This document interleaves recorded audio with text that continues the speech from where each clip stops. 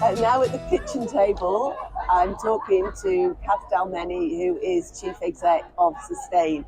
Thank you, Kath. So you've been a leading force in food and farming policy for how many years? Oh my God, I was thinking about it makes us feel old, doesn't it, Kay? I've been working for Sustain for 25 years, but I've been in the sort of leadership position for about 10. And when did your sort of food journey start? Was there before you started working at Sustain? Oh, that's a really interesting question. I became quite political about food when I was a teenager, much to my mum's chagrin, because I'd seen some stuff about industrial meat production. And like you do when you're a teenager, I was just horrified that the thing on your plate had all this story behind it, not only about the animals, but also about the workers and where the money goes and things. So I became quite political quite soon. But then I also went to work at an environmental college called Schumacher College down in Devon. No longer exists, sadly. But Professor Tim Lang came and taught there. And he was fantastic, and I was just working in administration at the time, but he totally enthused to everybody about food systems thinking, about regenerative farming, about how we need to join it all up, and I was totally sold and came back to get into his world, which is food policy, thinking about how you might kind of affect that for better decision making. That was the start of your journey into the work that you're now doing with Sustain. And what would a typical day look like? Is there a typical day at Sustain? Because you seem to be doing everything from food policy, with working with farmers, you're making a gesture as if it's an umbrella. Yes, that's exactly everything. It's all of it. You know that movie, which is Everything Everywhere All at Once? Oh yes. It does feel a little bit mind-blowing sometimes, but because we work on farming and health and supply chains, but we run that through projects. So what Sustain is an alliance of lots of food and farming organisations. So people who are specifically looking at organic, regenerative, sustainable farming, all the definitions, don't worry about specifics. There's people who are working on fair, ethical supply chains that will return good money to the farmers, but also make good fresh food affordable to communities. We then also look at the impact on health of the food as people eat it, and whether the good stuff is affordable, and whether I'm going to use the word junk, high-fat, salt, sugar foods, processed foods, who's ending up eating those, also who's being served those in schools and hospitals. So trying to join those things up so we're getting the best of all worlds. I think with food you can, once you put the food lenses on and start seeing the world through food systems, you start going, we could do this really well. And you start meeting people like yourself who are doing fantastic things to change the system where they are. And how do we join that all up and make that actually the way we do food and farming in this country and in trade deals and in the world?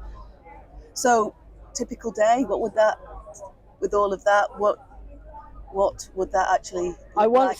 That's funny. I once literally wrote down all the things that happened one day because somebody asked me a question where it was like, and then I laughed and laughed about the range of things that we covered, because I might get a phone call from the Daily Mail about sausage standards. I might get somebody saying, I've got a question about certification in organic farming.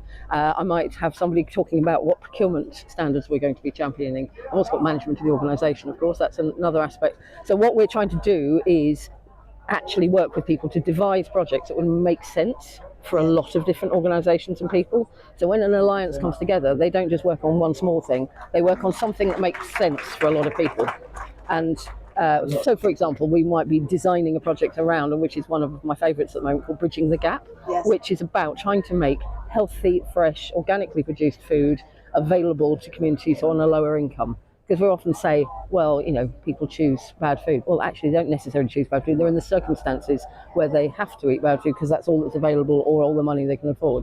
Meanwhile, the farmers who are producing horticultural, brilliant produce can't get it into the market. If you're smaller scale, you can't get it into supermarkets because it's a ridiculous supply chain for that. So how can we facilitate that to get into schools, for example? So a wonderful project called Welsh Veg in Schools, which is trying to work with Welsh schools to overcome the barriers to organic fruit and veg, helping the farmers have some infrastructure, some actual carrot washers is one of the things we were helping with, to make sure that can be supplied into schools and they get a fair price for it so that it works economically as well. So every day work on that might be liaising with people, it might be getting some grant money in to pay for the carrot washer, it might be talking to procurement people. Some of that I don't do personally, but it would be for me to make sure there's a team there who can support that kind of work. And that's happening in Wales? Yes, And in Hackney, and in Scotland.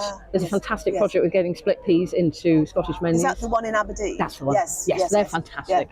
Yeah. So it's really a no-brainer, isn't it? That should be happening anyway. What is it that's kind of stopping that happening? Oh my goodness, how long you got?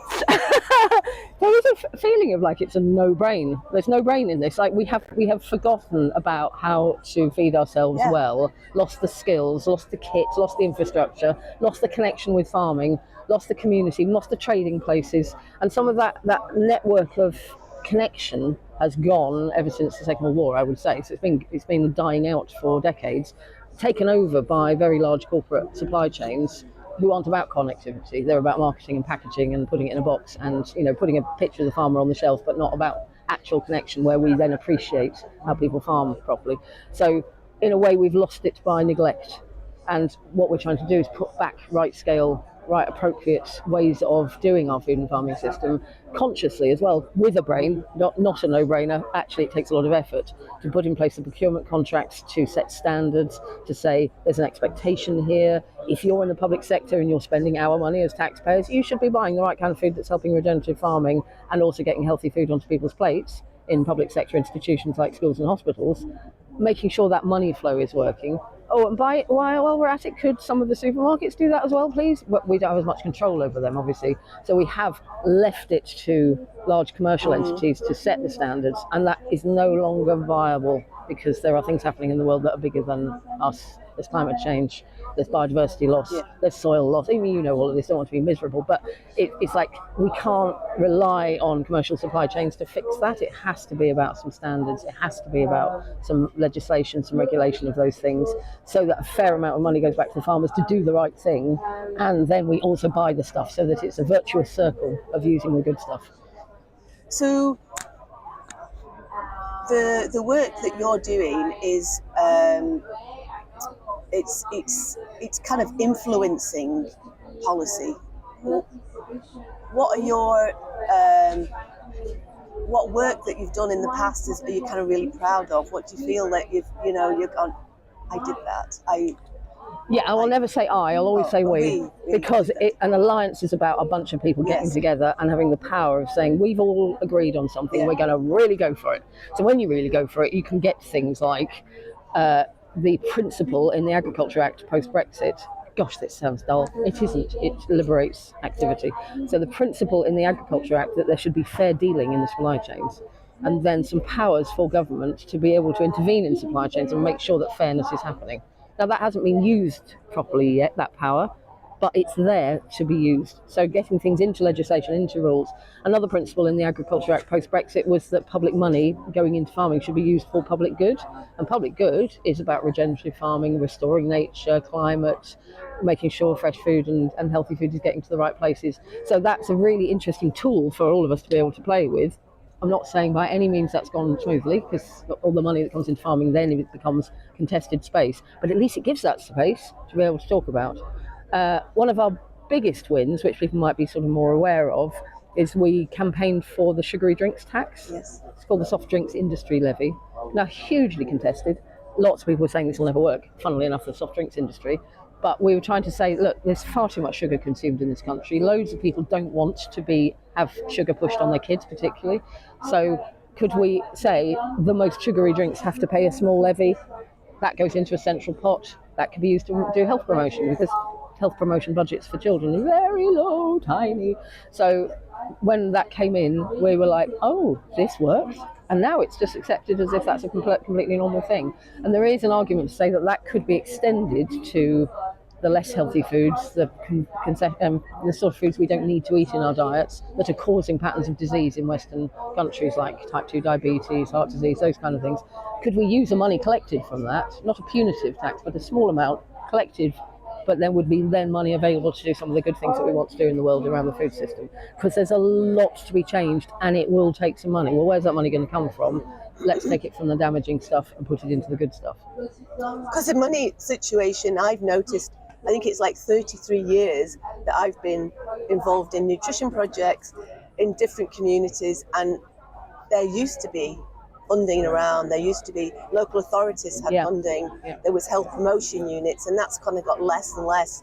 So now there's no community nutritionists in there employed anymore, or very few. Yes, and this lack of appreciation of the role that those things play in our world. People tend to assume that healthy eating, connection with food, is common sense. Well, common sense is not something we are born with. Common sense is in the common, so we create it together. And there is common sense in having people to facilitate good eating, cooks, chefs, kitchens locally. I know this is something you do, is to create kitchens in which people can learn. Well, that does need some financial support and an appreciation of what it does for the community. You know, I've got good friends in Brighton. They've got one as well, right in the heart of the city, so that people who are learning for the first time, sometimes when they have children, to cook and use fresh food. And these things to me are treasures. They're treasures. Yeah, really. So one of the other things we do, I can talk forever about national policy, but there's also a lot of work, as you know, going on at local level in local food partnerships. There's 123 of these around the country now. Started with just a few, 10 years ago, 15 years ago, whatever it was. Wonderful people doing fabulous things, like yourself, Kay, using place to say, what should we be proud of in this place about our food system? Which farmers are we talking to? Who are we exporting into the market? What's the good food that's being served? There's some families who can't afford food. How can we bring them into the feast? Because good food brings people in and is part of conviviality and love and joy and place. How can we overcome barriers together? How can we get the school involved? How can we get, oh look, there's some space that needs community food growing in place. What if we can put an orchard there? All that beautiful granular opportunity for people to get engaged and love it, you know, to have the experience of picking food straight from the tree, have the experience of meeting a farmer.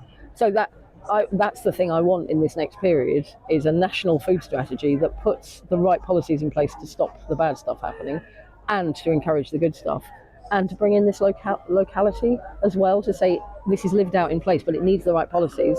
Like, it's really hard to fight back against the deluge of junk food at local level, and that's the kind of thing only national government can really fix. You know, they can set standards, they can talk about labelling, they can talk about compositional standards for school food, all those sort of things.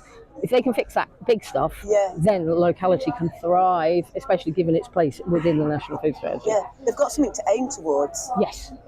So you're talking about the food strategy at, is it 1 o'clock? Yes.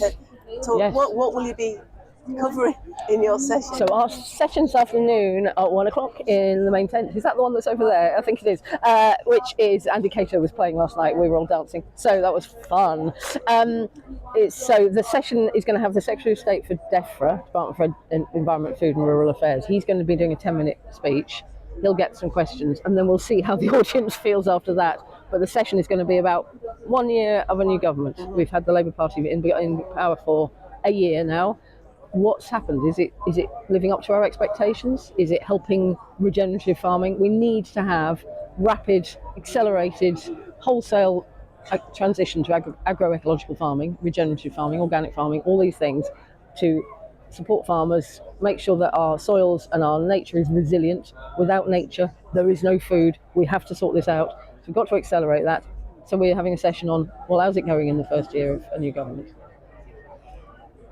And if we get this strategy and this starts to work, what will happen if we, is it 3 years' time and Labour don't get in? Do you think that work will carry on? Oh, that's such a good question. One of the things I've just written down in my notes ready for my session is, spoiler alert, is that long-termism is really hard for government, because you've got these election cycles. You know, the next election's around the corner already. You know, if you're in politics, which I'm not, but if you're in politics, you're already thinking about your polling and, you know, conversations on the doorstep. And food isn't necessarily appearing in that. Farming's not necessarily appearing in that. I would implore farmers to talk to your MP, because you've got a really powerful voice, and try and do it really positively about how they can support. What is it you can get from them? Because they're hearing a lot of negativity at the moment, understandably, but get people involved in that, because if we're going to have long-termism, we need politicians who understand this stuff and who care about it. Well, we need to care about this all the way through the whole system, but to really engage with the people, the likely people who will be taking this on, to say this cannot disappear, it needs long-termism. So there is this idea of a 25-year roadmap for farming, And that's helpful because that sense of trajectory. Because how can you make investment decisions about a tree if if in 3 years' time that tree might not have the value you thought it was going to have? You can't. A tree's going to take quite a long time to grow. Same with crops. Same with rotational systems. Same with transferring your farm into another method of farming. You've got to change your market. You've got all sorts of stuff that's got to happen. It's got to be long-termism about this. And at the moment, unfortunately, there's a real stop-start thing going on. They'll set up a funding scheme, then it's gone again. Set up an idea, it's gone again. That can't be the way for farming. This has to be long term. Soil is long term. And you're hopeful. Excuse me. You're hopeful that that's going to be the case. I'm not sure. Or do we need to all then? Do we all need to try and make sure that is the case then? Is it by speaking to our MPs and encouraging the farmers that we work with to speak to their MPs? Is that something that's going to keep? It will all help. Yeah. And I reacted slightly to the word hopeful. I can't almost have to park the word hope and optimism and things because it's quite a hard road being constantly bright about things and pragmatic and determined. I think let's be determined about it. It has to happen. Yeah. It has to happen. So I'd rather go for relentless in a way. We've got to relentlessly make this happen. That's a bit negative. It sounds tiring. We've got a lot of friends. We don't have to do it all individually. No. 123 places who want to do the right thing. Thousands of farmers at Groundswell. Amazing. Hasn't Groundswell grown? I feel like when you meet somebody, a child, haven't you grown? Isn't that wonderful? Yeah. There's so many people who are doing this, all this intelligence in this field. There's the brains that are now on this question before we make the transition. The question is, how do we facilitate that beautiful wisdom to just grow and grow and grow and be enabled and not meet blockages and have long-termism and know that there's money available, know that there's land available, all these things. All the detail needs to happen. It feels like we're in a bubble though, doesn't it, here with all these amazing people. We just need that to kind of burst and ripple out. Blow up the bubble, Kay, we can do this. But it is growing, and look at the lovely, I'm feeling old these days. I came into it 25 years ago. There's wonderful younger people here. Yes. Wonderful, full of, give me the land, give me the chance, energy, I can do this. The conversations that are happening. I was overhearing so many conversations this morning in the campsite. People sharing knowledge. It's a generous sector. It's an enthusiastic sector. But at the moment, the market conditions, the money, the land use decisions are not right, and that does sit in policy. So we also have to get serious about some of those things to make land accessible, to make it profitable to do regenerative farming, and that means take some supply chain regulation, not just grants, but also make sure that the buyers behave properly and actually pay proper money for the produce. I mean, at the moment we did some research looking at how much profit farmers make. So on a normal pack of food, like a pack of carrots or something, a farmer might be getting 1p in profit. And you just can't run a business long. I mean, piracy often uses lost leaders, but so there's a complexity in that. Not naive, but that's not a business model for success. It certainly isn't a business model for also expecting that farmer to do nature services and carbon sequestration and and education visits and all those things. So there has to be a sympathetic supply chain. And I've been involved in the previous years in helping to set up Better Food Traders, which is a fantastic group of people who are trying to be the trading mechanisms that are farmer friendly. And I'd really encourage more people to get involved in that. If you live in an urban area, you're the buyer. So you can be using your money, but not just to choose between two things on a supermarket shelf. It's also to be the person who decides to move your cash into a farmer-friendly supply chain. And perhaps if you've got skills, be a trustee for one of them. Actually let's be the active participants, the citizens that can make this stuff work. If you're in a rural area, then you can be supporting farms with their marketing, getting routes to market, finding... let's make this a farmer-friendly country. Let's make this actually work for people. Before we finish, I just want to ask a couple of quick questions. One is, I wanted to ask, well, there's a few, but I'm just going to narrow it down now. What are you working on now that you feel that is really going to have an influence over what's happening? What's my favourite one? Interestingly, we've recently got together a whole bunch of people who are very good on law, and it was a fantastic event. Lots of brains in a room talking about what framework could we put in place that would really make good stuff happen now in the food system. we've all been piloting things for years. We've got individual farmers doing fantastic things. We've got networks of farmers getting together to share good practice. So that we're in a really good place to some extent. What is it that would really lift all of that? So the reason we were talking about law is that in Wales, they've got the Future Generations Act, the Wellbeing of Future Generations Act, and in Scotland, they've got the Good Food Nation Act. Now, we had the people who were behind getting those put into law in those places. They talked to us in amazing granular detail about what it took to win those things. And that sets a new cultural approach to how we think about future generations, which is inherent in looking after farming properly. And also the Good Food Nation, which is about saying how can we make a fair food system that's also sustainable and also promoting health. Now, that one is still in its early days. So we were talking about, could we do something for UK-wide that would do it? Now, what a piece of law does, I learned, is it puts duties on people. So no longer can you have a minister for health saying, oh, food's not in my bag. We say it blooming well is. It says so in a piece of law. So come on, join the table. Department for Work and Pensions, who says, oh no, food, and I've literally heard a Secretary of State say this, no, food poverty is nothing to do with me. If somebody can't afford food, that's nothing to do with me. When they set income standards for a large number of people in this country, come on, join the table. You have to be here. Business people in the business department may say, oh well, food, we just do exports. No, come on, you do businesses in the UK as well. DEFRA, obviously there, Department for Health, obviously there to some extent, but they often leave food out of the agenda. You get them all together, then you say you all have a part to play in this big jigsaw. What is it that you're going to do? And within that, you also say, similar to local authorities and public health teams, and you say, how are you using your food buying? You're all buying food for local schools and things. What is it you're doing to help farmers? Because we've got some national aims set out in law that we're all contributing to, and we've had a big debate about what that should cover, and we feel proud of the fact that we've committed to achieving those. So a piece of legislation can set this framework, appoint people to have duties and responsibilities, tell the country who's in scope for having to do stuff, and then we can hold them to account for doing it. They might open their door and let us in then, because we've all got the good ideas for coming forward. Can somebody do this? But we're outside the door shouting at the moment, knocking hard. Sure, you do a lot of that. Knocking hard to get in. Those doors need to open. And law, legislation, that kind of stuff can make that door not have a lock on it anymore. Well, that's great. That's really good to hear. So good fantastic. I know. What we decided at the end of that meeting, we might just write the legislation and just see if we like it or not, and would it do the right thing to start the conversation. How can we build our muscles on this now, our policy muscles, and say, actually, we demand this. We don't have to be constantly saying, can people buy this good food from regenerative farming, please? How about you made a commitment? You made a commitment in a food strategy. Where's the contract? Come on. I like that. Thank you very much. Thank you so much.